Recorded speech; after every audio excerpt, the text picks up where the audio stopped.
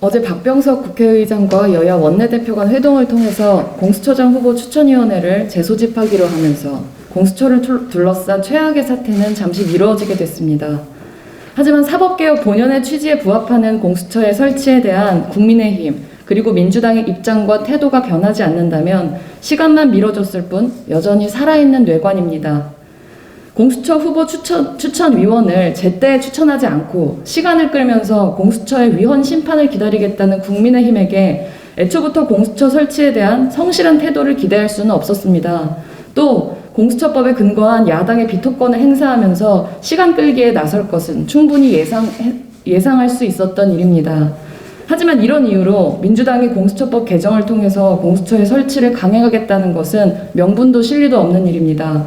지난해 공수처법을 처리할 때 가장 큰 명분은 야당의 강력한 비토권이었기 때문입니다.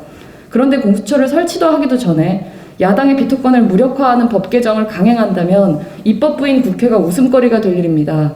최초의 준법자는 입법자인 국회여야 한다는 상식과 원칙은 지켜져야 합니다. 또 설득력도 없습니다. 민주당은 공수처법의 허점을 이용해서 국민의힘이 공수처 설치 자체를 막아서려 한다고 비난하지만 지난 총선 때 개정되었던 선거법의 허점을 이용해서 비례용 위성정당을 만들어서 헌정을 유린했던 민주당의 민낯을 국민들은 똑똑히 기억하고 있습니다. 무엇보다 법 개정을 통해서 야당의 비토권을 힘으로 무력화시키고 출범하는 공수처가 어떤 권위와 신뢰를 가질 수 있는지 의문입니다. 때문에 실리도 없습니다. 오히려 고위공직자의 범죄를 수사하는 공수처가 자칫 권력 투쟁의 도구라는 오명을 갖게 된다면 그것은 공수처를 안이 만드는 것보다 못합니다.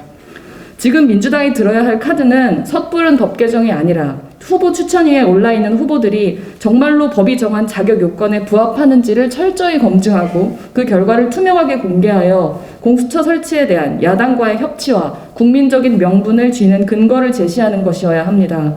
왜냐하면 공수처법은 국민을 대표하는 국회에서 제정된 법이고 공수처는 민주당만의 것이 아니라 국민의 것이기 때문입니다. 이상입니다.